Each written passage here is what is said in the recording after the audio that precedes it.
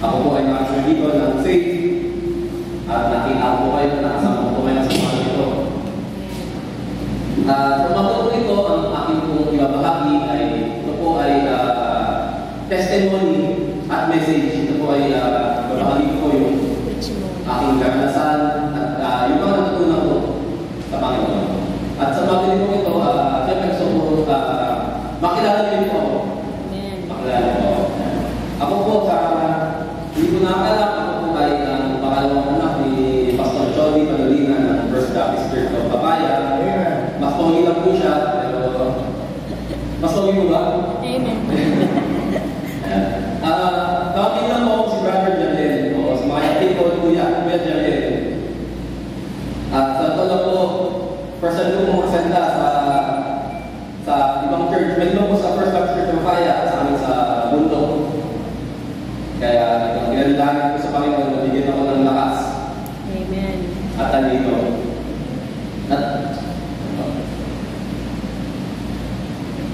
Ako po ay 31 years old. Ako po ay nag-aaral, nag-graduate ng Hospitality Management sa Arlene Department University sa Manila. Ako po ngayon ay may asawa, may tatlong anak. Asawa ko ay isang pharmacist. Sumusukoy lang sumama, kasama po ay tungkol sa ngayon, mas popular. Yung mga anak po kasi ay may practice ng choir. Medyo may lipid po, sabi ko sumama kayo. Hindi pa kami, nag-practice kami ng choir. Hindi kayo makakanta sa sumama kami. Kaya ako lang po magsama dito ngayon. At tulad din po nung iba, ako po ay isang laking Sunday school, laking kapilya, laking simbahan po ako. Pero dumating po yung time sa akin, ako po ay barkada, nalayo po sa Panginoon, ako po ay natutong ng bisyo, ako po ay naging kasinggero, lagi po kong pumapasok sa eskwelahan na lasing, naman po ako ng guidance office, nandugulpi po ako ng kaklase, lagi po yun ako po ay nandugulpi ng kaklase, ako po ay naging sakit sa ulo. Ang sasto po namin, ako po ay manaado ng girlfriend. Ako po ay nagpapagod ng fire alarm. Minsan po, pinagod yung fire alarm ng aming building. Nagawasan na lahat. Yung po ay may girlfriend sa isang eskwelahan. Smoker din po ako. Dati po ako lakas manigarilyo. Ano ba? Ako po ay bumili na kita. Ang kanya po ay may mga tato. Hindi na po kita. Ako po ay tatukan, bordado. Ako po ay sabihin natin, ako po ay babaero. Noon po yun. Amen. Hanggang maligid po yung time na ako po ay napunta ng mga magsugal. Dati po akong sugaron. Sabihin niyo po lahat na kasi sa Manila, Sole, Papata, Kaya, lahat po yan napasok ako na. Lahat po yan ay nakapaglaro daw po ako. Lahat po yan ay kilala ako. Dahil naging ako ay isang bakang VIP player. Hanggang sa nabukos na po, pati ako po ay nalalo sa sugal, nabukos po ang aking sasakyan. May sasakyan po ako nun. Nabukos din po yung sasakyan ng aking mga magulang. Hanggang sa nabukos na din po yung aming, nabenta na po namin yung aming bahay sa Manila. Dahil po sa akin. Dahil po sa akin. Ako po noon ay naging po ng pera. Ang gusto ay lang din ng message ni Brother. Ako po ay naging ng pera. Sa pera po ako naging doon. Yun po ang buhay ko noon. Naalala ko ito yun. Ayun po. Ako po kasi ay naging mahigipit ako. Nagtamad ako ng gusto ko yumaman. Gusto ko magandang sasakyan. Gusto ko sports car. Gusto ko anong meron ka, meron din ako. Kung gusto ko yumaman, hindi ako mayaman, naging din ako. Yun po ang naging buhay ko noon. Minsan na rin po akong nakulong. Hindi ko nakakala. Minsan na rin po akong nakulong. At kalaya ako po ay binigyan ng 4 na ay ako ng magkakulong. Ako na po ay napasok sa probation. Kaya sa labas ko po ginugol yung taon na yun. Sa labas ko po ginugol. Lagi ko ang paper sa munisipyo. Ako nang update sa akin. Pero yung buhay ko ganun pa rin po. Kahit ako nakulong na, ganun pa rin ang buhay ko. Kahit po ako ay pakalalo na, parang sa probation na, ganun pa rin po ang buhay ko. Lagi pa rin po nasa barkada, gimmick, higa, laging uman. At talaga pong sobrang sakit at sobrang kailan po yung pinigay ko sa pamilya ko. Sa aking mga magulang, sa aking mga asawa, sa aking asawa at sa aking buong pamilya. Dahil alam niyo po, naniniwala ako na ayaw ko ng Panginoon. Ayaw ko ng ating Panginoon si Yahweh hanggang susunod yun. Pero yun po ay pinahintulutan niya dahil pumunta siya sa aking buhay. Naniniwala po ako. At ano po ang mga natutunan ko? Ano po yung mga natutunan ko sa mga bagay na ito?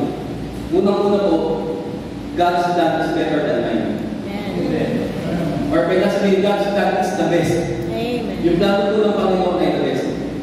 Hindi nga sa Proverbs 19:21 sa NIV version, many are the plans in person's heart, but it is the Lord's purpose that prevail. Ang tayo po nating plano. Pero sabi nga, but it is the Lord's purpose that prevail. Tama po. Perfecto po ang plano ng Panginoon sa akin. Ang plano ko po noon magpayaman. Sabi nga po, ang plano ko po noon yumaman. Pera, yumaman. Bilhin lahat ng gusto ko, puntahan lahat ng gusto ko. Yung po ang plano ko. Bilhin lahat, napakasarap. Pero hindi po yung plano ng Panginoon sa akin. Hindi po yung plano. Ito po isang halimbawa ang nagsabi. Alam niyo po ba nung minsan ako ay nasa casino, tumaya po ako ng malaki, 6 digits. Ganun po ako tumaya, 6 digits. Hindi na po 100,000. Hindi na po 100,000. Basta 6 digits. Malaki. Ako po yung sugaran ng landasan. Nakatama ko yung sugaran ng landasan. Ako po yun. At sabi ko, Lord, inuusak ko po yung Panginoon. Lord, ipanalo mo ko. Magdinigod ako sa'yo. Diba, inuusak ko yung Panginoon. Sino ako para sabihin sa Panginoon yun? Lord, panalo mo ko. Magdinigod ako sa'yo. Alam niyo po yung bakit? Hindi ko alam. Hindi na lang. Bakit po sa Panginoon, hindi ko alam. Yun po yung English version ng Lucky 9. Alam niyo po yung Lucky 9? Yung Lucky 9. Yun po ang nangyari sa akin. At alam niyo po, magbigay sa akin cards. Ang cards ko po, isang text, isang tip. Yes! Panalo na ako. Magdinigod ako sa'yo. Panalo na ako nito. Sigurado mas mababa na card na lang. Yes! Magdinigod ako sa'yo, Lord. Alam niyo po, pag bukod ng card na laban, isang 10 at isang 9. Siya po nanalo.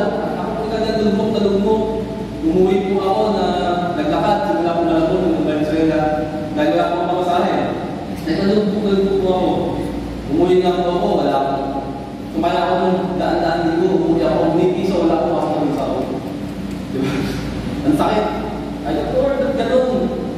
Ay, hindi ako sa'yo. Pagka pinanalo. Pero hindi. Nung ngayon po, nung nakapasok na doon, sa pagdating na may sa pagdating ko kaya, kung ako po ay nanalo, magdinigod ako sa Panginoon. Hindi po. Patuloy po ako sa ganung gawain, patuloy po ako sa doon, sa lugar na yun. Diba? Ang plano po ng Panginoon, hindi yung ako ay yumaman, ako ay magkaroon ng pera sa hindi ko nagdapatan. Hindi po yun yung plano ng Panginoon. Diba? Napakaganda po ng plano ng Panginoon. Kung gano'n po ako doon, wala po ako dito ngayon sa Panginoon ngayon. Diba? Ako po, baka handa ngayon, baka ako ay nalong na ulit. Or worse, ako po ay wala na, patay na. Diba? Or ako ay nagtatago. Ganun po siguro buhay ko ngayon. Kaya napakabuti po ng Diyos, napakabuti po niya.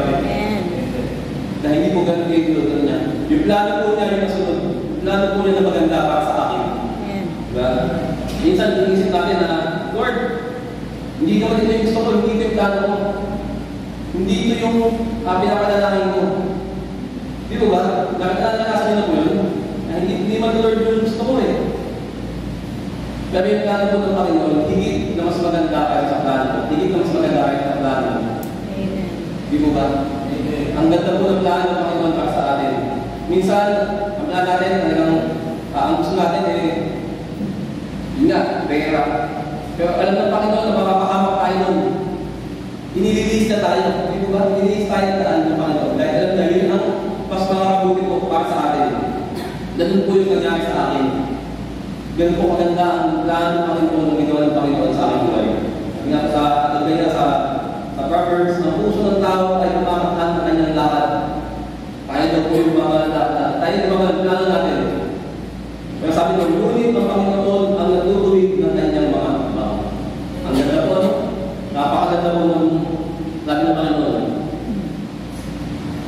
Minsan nga din po, isang kwento po doon sa amin, sa Minalungaw. Alam niyo po yung Minalungaw? Yung isa pong pamilya na galing sa Pampanga ng Minalungaw. Nung makapasaya sa Minalungaw, nasa barangay Diaz lang sila, malay ako sa Minalungaw, yung mga 4 kilometers pa. Sila po inasiraan. Pumutok yung sa Jacob lang sa kanila.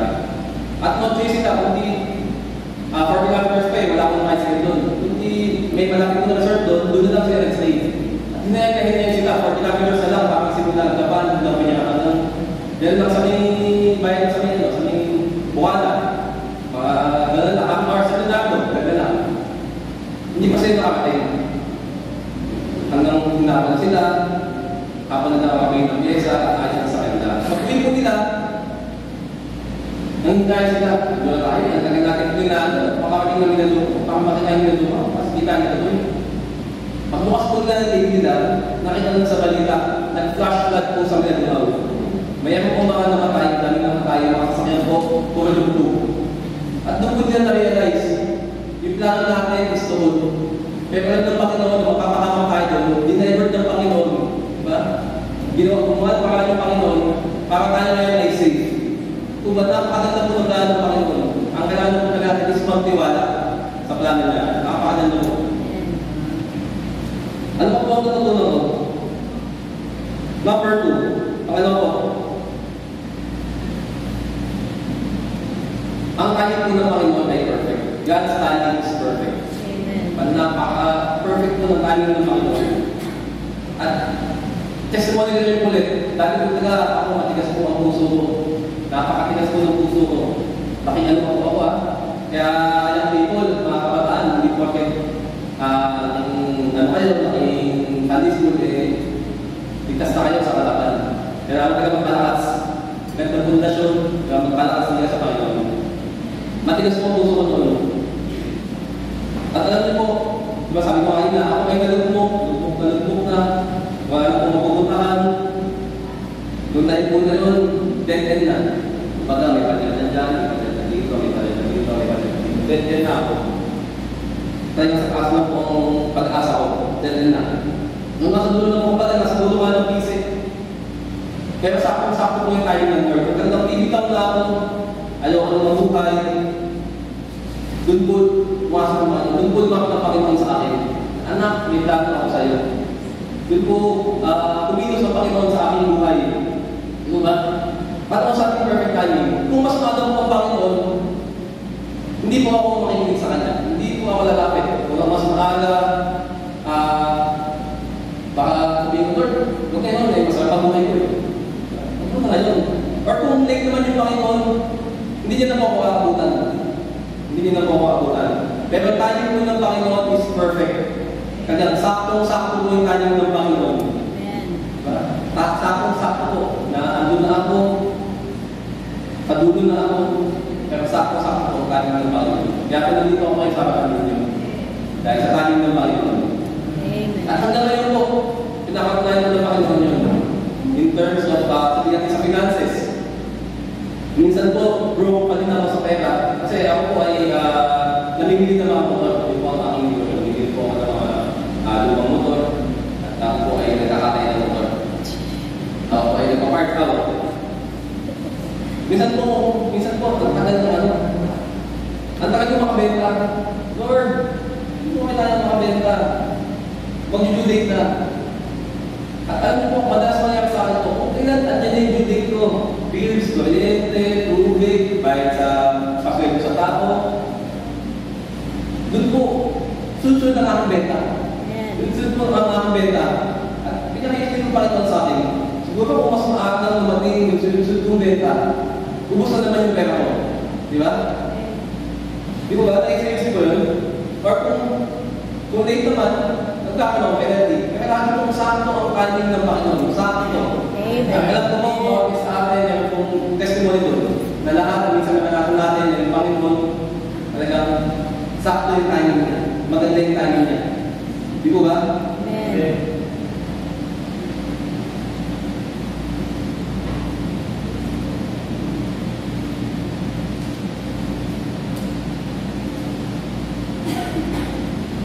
Kami nga po dito, God's timing is perfect. Very early, never late. Diba? Never late. At ito din po ay para sa atin. Faith in God includes faith in God's timing. Pag tayo po ay may tiwala sa Panginoon, may tiwala po tayo kung pwede ibigay sa atin sa bagay, kung kaya mangyayari sa atin yung ating gusto, or kung mangyayari ba yun, diba? Tayo po ng Panginoon kung ano mas makabuti sa atin. Napakabuti po niya sa atin. At para tumamay po na ating natutunan, bago po i-present sa atin yung ating mission sa mundo, para tumamay po na ating natutunan. At alam ko lahat po tayo ay alam ito. God is good. All the time. And all the time, He is good. Amen. Lahat po ng pagkakataon, lahat ng oras, si Yahweh po ay Papa. Si Yahweh ay mabuti po sa ating lahat. Amen. Amen. Nakakasin niyo po yun? Mabuti ng Panginoon? Pag nakakabuti po ng Panginoon sa atin. At ako po, naiwanan po ako na kaya po ako nandito ngayon sa Panginoon dahil sa kabutihan niya. Dahil sa naging kabutihan niya po sa aking buhay. Sa Bible po, napakadaming beses na sinabi na the Lord is good. Napakadaming beses. Diba? Napakadaming beses na pinagtuloy ng Panginoon ng kanyang kabutihan sa kanyang mga anak sa Bible. Sa mga tao, sa mga ginamit niya sa Bible. Diba ba? At yan din po sa atin. Kabilang sa Psalms 149 o 145:9, the Lord is good to all. His tender mercies are all over His earth. At napakadaming Bible verses. Napakadaming beses na sinabi ng Panginoon ay mabuti. Dahil talaga kung napakabuti ng Panginoon. Amen. Diba? Dahil po sa kabutihan ng Panginoon, sabi ko po, kaya po ako nandito. Dahil po sa kabutihan ng Panginoon, kaya po nagbabakit yung sa kanya, dahil po doon sa amin sa mundo. Dahil po sa kabutihan ng Panginoon, sa pagmamahal niya, sa akin at sa atin, nagkaman po ako ng confidence. Dati hindi po ako magsasalita sa harap ng mga tao. Hindi. Never. Mahihayin po ako. Mukha lang hindi. Mahihayin po ako. Kaya dahil po sa kabutihan ng Panginoon, sa pagmamahal ng Panginoon, kaya po nandito ako. Dito po, wala ako po magkakamali sa sarili ko. Hindi ang kabutihan ng Panginoon na ginawa sa aking buhay. Dahil po sa kabutihan niya, ako po ay mas nasa magandang lalagayan. At kayo din po, di ba? Dahil po sa kabutihan niya, mas nasa magandang lugar po tayo. Wala po ako madaming pera, wala po ako madaming resources. Pero dahil po sa kabutihan niya, nagagawa po akong maglingkod sa Kanya. At napakasarap po maglingkod sa Panginoon. Napakasarap po. Dahil po sa kabutihan niya, binago niya po pati yung mga sa buhay. Dati, ang gusto ko yumaman, ang gusto ko umakit ng mundo, at ibahan sa dahil sa ating mga kapatiran doon na malayo na yung ating pamilya. Dati, ang gusto ko, madayang pera, ngayon, ang gusto ko, makasama na sila, ibahan sa anak sa natin. Dati, gusto ko, madaming mga nagulad ng kotse. Ngayon, natutento na ako sa luma kong kotse, kung meron ako. At ito pa naman natin sa buhay, kapag mo yung Panginoon. Napakabuti po ng Panginoon.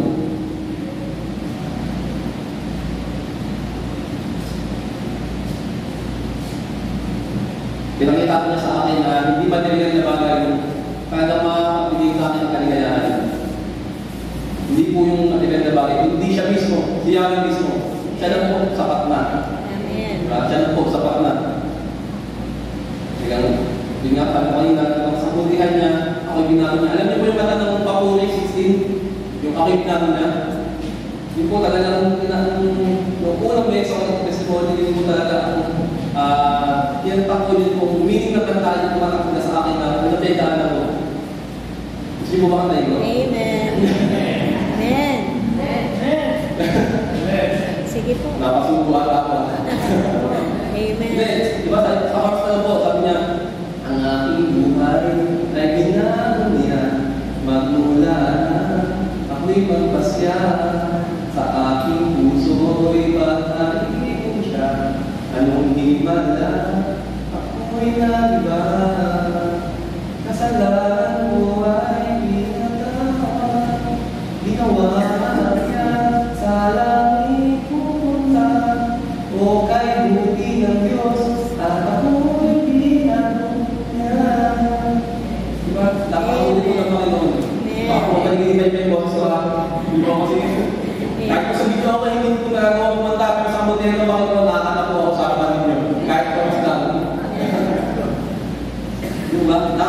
po niya. Sa bundok, sabi po siya sa bundok, ako po ay nasayang lang, mabuti po ang Panginoon, ako po ay ligtas at nandito ngayon. Amen. Ako po ay, sa aming mission sa bundok, ako po ay nagkasakit, nasira po yung paa, napila yung paa. Sa kabutihan po ng Panginoon, ito yung paa ko ngayon, nakakatakan. Amen. Sa mundo po ako pinakalakad ngayon, ito po ako, nakakalakad po rin. Sa kabutihan po ng Panginoon, talagang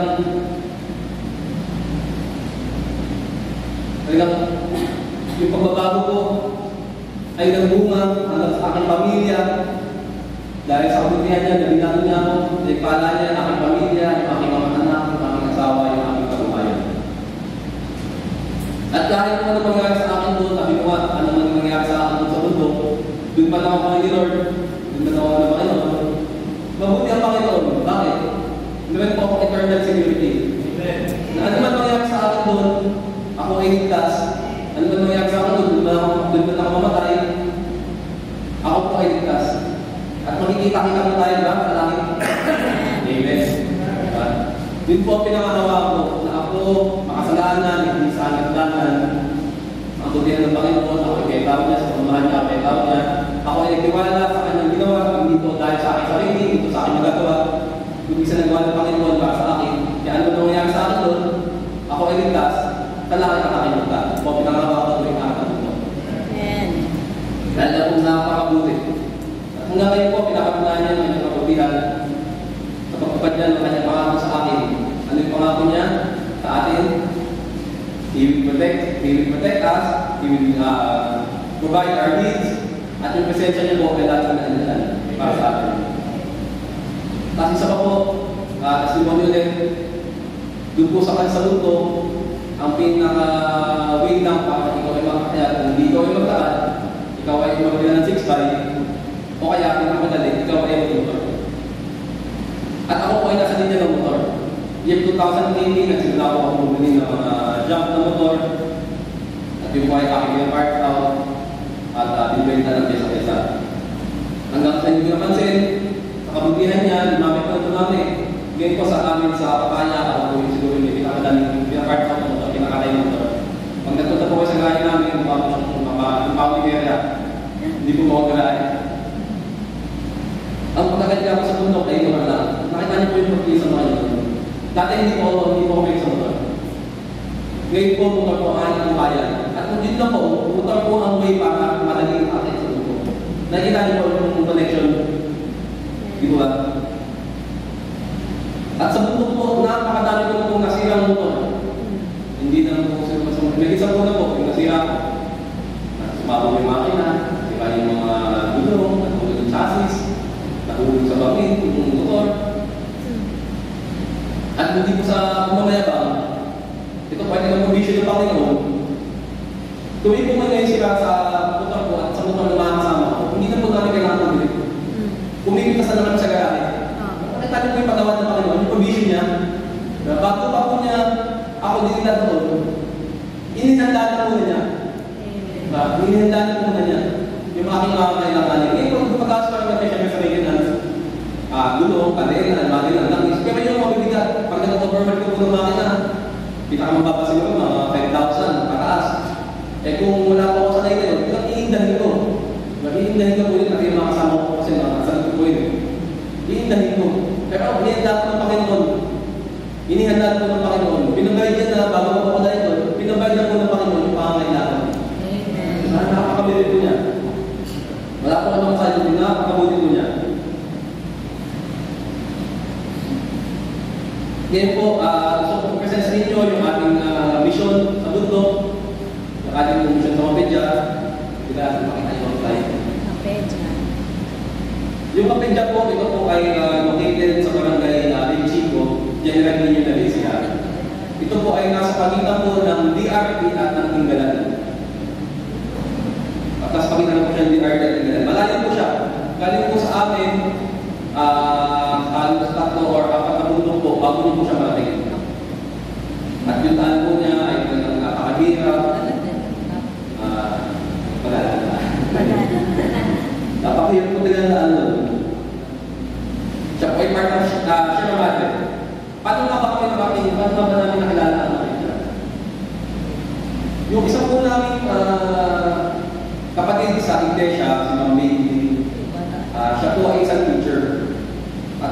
dito ko namin na sa kasamang pala, hindi mo sa kasamang pala, hindi ko namin sa kanya. Siya ay na-assign sa malayo lugar po ng Mopedya. Wala pong iba siya makapasukan dito lang. Doon po siya na-assign. Nasa kanya po kung tatanggapin niya o hindi. Then job na rin niya, kahit malayo, dahil sa public school, di ba? Ganito talaga, kung saan kang assign na kasi may papaya po yun, hindi niya na-video. So, nasa ito siya doon. At tuwing baba po siya, kinukwento po niya yung kalagayan ng ating mga kapatid ko. Doon po yung mga tao, talagang survival mode. Yung mga tao po doon ay hindi na abot. May isa pong maliit na kapila doon, pero halos pa family church lang, sa pamilya. Kadamihan po doon ay hindi na abot. Ebanghelyo, sila po ay walang kabuhayan doon. Ang kabuhayan nila is kahoy. Pero nag-din po ngayon sa kahoy. Kaya po halos wala sa kabuhayan nila doon. Nung narinig ko namin yung mga daily, yung aking umami ay lumapit sa kanyang office sa Operation Blessing Philippines. Kung alam yung Operation Blessing Philippines, ito yung matas na pumili ng tulong sa mga kabayan na kailangan. At salamat po sa Panginoon dahil tumugod po yung Operation Blessing. Kami po ay nagpunta doon. Ayun po yung butang ko. Yan po yung kapta ko pag-umahay kami. Ayun, tumugod po yung Operation Blessing at nagbigay po sila ng tulong para sa kapitya. Ang problema ngayon, parang kaya akin. Kami po ay nagpasya na yung mga may motor doon na kasulidahan na lang para makakita. Kami po mga tao, mga kasatan po kami. Nagbakad na po kami. From Pamedias up to Kapitya, nagkakaroon po kami ng 9 hours. Winapit po kami ng ulan, araw, ulan, pagod, napagod po 9 hours po kayo maglakad sa bundok na maputi. Talagang nakapagod po. At kung nakapit po ako doon, kapatid niya, nakita ko po yung lugar, nakita ko yung kabuhayan. Talagang lumapit po ako sa Panginoon, Lord, sana sa lugar na ito gamitin mo ako. Sana sa lugar na ito gamitin mo ako para i-share sa mga tao dito yung kabutihan mo, yung gospel. Para i-share sa mga tao na ito yung kabutihan mo, yung gospel, para sila ay makalimutan yung Evangelyo, sila ay makasama natin, diba? Makasama po natin. Pero, isip-isip ko parang imposible. Kasi talagang malayo, mahirap. Year 2022, 2021 po ako nakakita. Year 2022, early 2022, doon po sa aming nag-aaral, naliyaw ako sa aking mga tao po, sa mga kasama ko.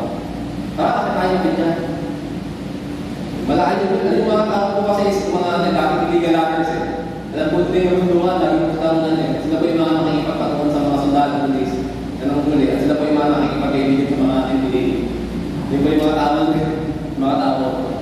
So, sige sa punta tayo. Punta kami ng Mapidya, napakahirap, 4 hours kami bunyari. At pagdating po natin doon, yung pa rin po matanayan ko, Lord, gamitin mo ako sa lugar na ito. Gamitin niyo po ako, kaya mo mahirap. Lord, handa po ako, gamitin po ako. Dito daw ako gamitin.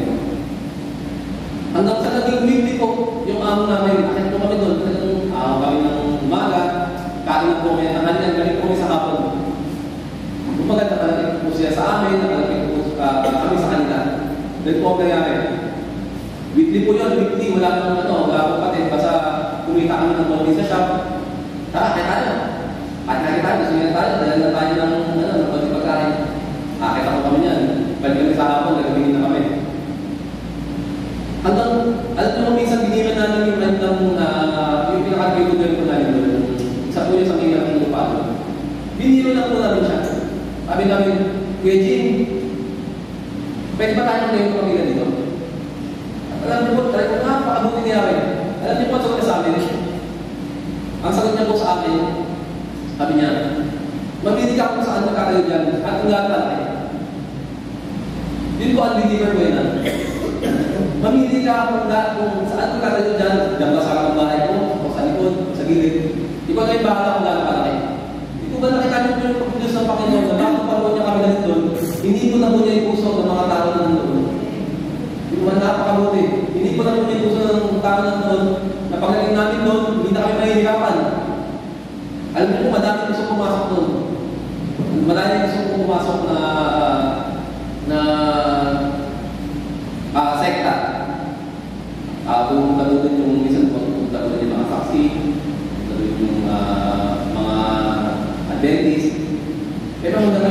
daan, nakapagpatayo.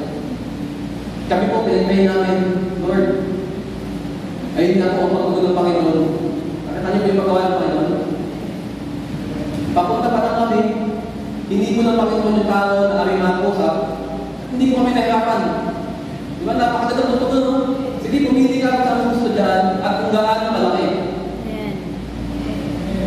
Kung ititik advantage mo, kahit 2 hektare, makakapapa tayo.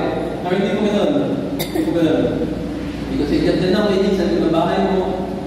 Di ba, mga ano lang, mga 50 square meters. Hindi naman. Lakihan mo na. Lakihan mo na. Diba na? Napakaganda mo. Napakaganda. Tapos, di bago ako. Dito ko sa aking hitali, ng balita. Ang problema naman mo ngayon, saan tayo kumuha ng pera para tayo?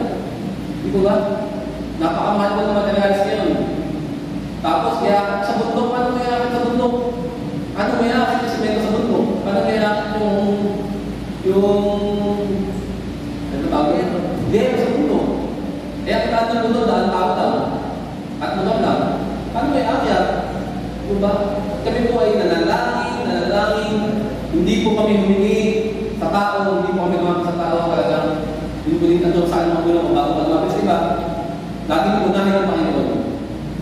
All there is acknowledging. Talagang doon muna sa Panginoon. At alam niyo po, nakakabuti niya. May isang kapatiran na gano'n ng initial fund namin para doon. Hindi nakapag-umpisa po kami. Kaya po, kung patuloy niyo po, paano po natin ang yero, yung mga kasama ko, ginawa ko habal-habal ng yero. Napakahirap po niyan. Napakahirap po, kasi mo po. Napakahirap po, kaya ang bawang ng yero na yero. Hindi ako, wala kami yung fund. Binigyan ko ng Panginoon, kung yung Panginoon. At nagtuloy ko din po yung gawain natin noon hanggang sa ayan. Kaya na po, kami na po yung kumuha ng pumunta ng puno. Kaya po susunod na namin doon na project is tree planting. Medyo madami-dami po ako pupukang na puno. Kami po yung nagkuha ng puno, may po. Ito po ang mission natin, bukod po sa pagkain spiritual. Ang kasama rin din po yung pagkain physical. Pag ikaw ay mahangin sa ng sabihin mo, ipagkaroon ng Panginoon ng mga kailangan mo, kasalaan mo ginawa. Pag kami po ay umakit doon, lagi din po may namin pagkain para sa kanila. At hanggang ngayon po, ilang buwan na po ang mission doon, hindi po nagkulang ang Panginoon. Never po nagkulang ang Panginoon. Lagi po sapat at minsan ay sa baba. Sabi nga po namin sa akin, buti pa yung minsan nag-bigyan na kami, mas madami na supporters ngayon yung ano. Hindi man po malaki yun, pero mas madami na kayo supporters yung pamilya. Kahit sa atin, sa church, sa baba. Di ba ganda po namin doon? Ang ganda po ng makinis ng Panginoon. Yung provision ng Panginoon. Yung protection niya sa amin ng mga umakyat. Yung presence ng Panginoon. Talagang lagi po nandoon. At hanggang ngayon po, ang gawin. Hanggang ngayon, yung mission po natin ay patuloy na lumalago. Pati po yung kanilang spiritual ay lumalago, paano po nasabi. Ngayon, yung mga kapatid natin lumaga, yung mga kulot, dahil po kayo ay nagkakaroon na. Nung binahagi natin sa kanilang kaligtasan, salvation, nung una, nakikita sila. Ngayon po, binahagi natin sa kanila, sila po ay nagkakaroon na. Diba, sabi po ni una nagpunta dito, kailangan namin na maging member nila para kami kaligtas. Ba't po sabi nila ito? Tayo po pinapaliwala sa kanila. Yung Bible days.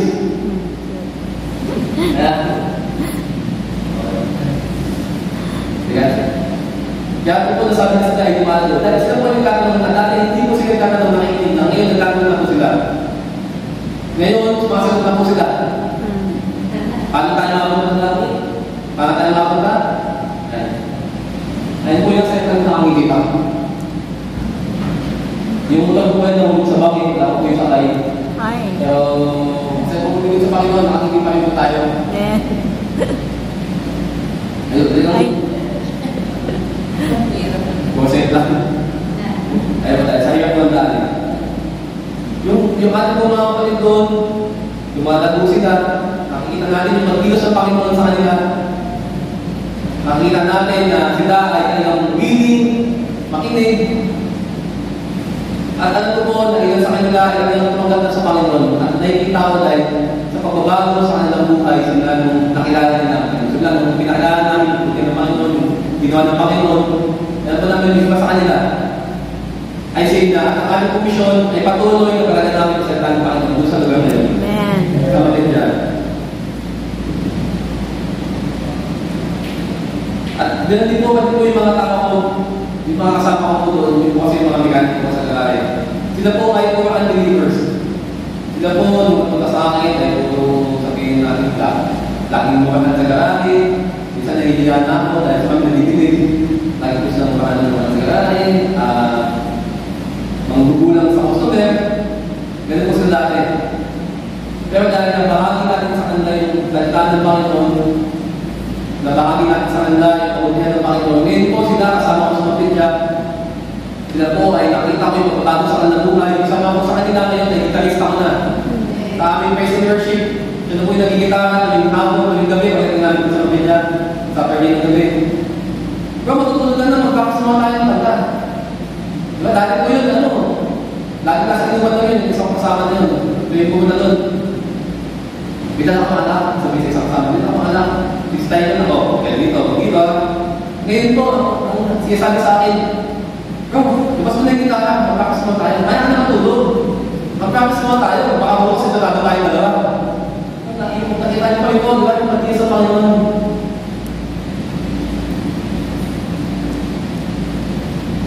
Kaya talaga napakabuti ng Panginoon, napakabuti po ni Yahweh. Napakabuti po niya sa akin, sa aking mga kasama, sa kanyang gawain, sa ating mission. Napakabuti po niya. Nakita po niya, sinunod po niya yung kanyang kabutihan. Dahil sa kabutihan niya, kumamakan niya, kaya po natin ibabahagi sa lugar na yun, yung gospel. At yun din po ang hamon natin sa umagang ito. Yun din po ang hamon sa atin. Sa ating lahat. Lahat po tayo may ikasan ng Panginoon para mag-share, para ibahagi yung Panginoon. Hindi po ba? Hindi lang po ako, hindi po si Pastor, hindi si Mang Neng, hindi si Ibada, hindi yung mga deacons, hindi yung mga leaders. Lahat po tayo. Lahat po tayo. Lahat po tayo may ikasan ng Panginoon. Ako po, hindi po ako matalino, mahihayin po ako, mahihayin po ako tao, mukha nga lang po din, di ba? Hindi po ako magaling salita. Sa ito alam po, ako ay bulol sa R at S. Kung nakapasin niyo po, di ba? Ako po ay nag-ibad Everstone. Pero sa kabutihan po niya, kapag mamahal niya, ay nabahagi ko po yung salita ng Panginoon. At sa pagka po na dahilan yun, para patuloy ko po, patuloy na ibahagi niya ng salita. At kung kayo din po, alam niyo sa sarili niyo na naging mabuti ang Panginoon sa inyo, di ba? Ramdam nyo sa sarili nyo yung pagmamahal ng Panginoon, sapat mo rin po na dahilan yun para ibahagi niyo sa ng Panginoon sa iba. Hindi naman po kailangan agad na ikaw dito, diba? Ibahagi mo sa anak mo, kung meron po anak na hindi ka nakakilala, sa pamilya mo, sa mga mahal mo sa buhay, sa kaibigan mo. Di po ba? Sabi nga sa dito, Proverbs 11:30, he that gets old is a wise. Wise daw. Tayo, mga teacher ng gospel. Wise daw po tayo. Ipa natin yung makagraduate ng valedictorian. Dahil yun po ay wala pong valedictorian. Yun po ay walang halaga. Ang lagi na po may halaga is yung nagawa mo para sa Panginoon. Di ba? Napagod mo, the vessel is a wise. Kaya po, sa akin po pagkatapos, umaga nito, ako din po ay nagkakasalamat sa pribilehiyo na ibigay niyo kung pag-ibahagi yung aking karanasan at magiging yung aking gawain po sa mundo. Salamat po na hingin po kami bilang maging isa sa kabahagi ng ating gawain sa mundo. Sinabi sa mga kanina, kami po ay hindi humingi kahit kanino, hindi po kami gumamit kahit kanino, sa Panginoon na po. At kayo po ay isa sa naging tugon ng Panginoon sa aming mga manalangin. Kayo po ay naging tugon. Yun po ay Ipiyatak sa aking puso ng aking magulang na ikaw, anak, huwag kang aasa sa tao. Laging sa Panginoon at ang Panginoon ang kumikilos. Kaya po, ako ay naniniwala, kayo ay nagtutulong ng Panginoon. Sa aming mga panalangin, na maging kabahagi ng gawain po natin, na ipalagaan na matuloy, ipalagaan ng talang salita, sa malayong lugar na yun, na hindi po na ang iba. Kaya maraming salamat po, na po ay patuloy tayo lahat ng palayan ni Yahweh. At sa kanya ko ay binabalik lahat ng pabuhay at pagkakataon.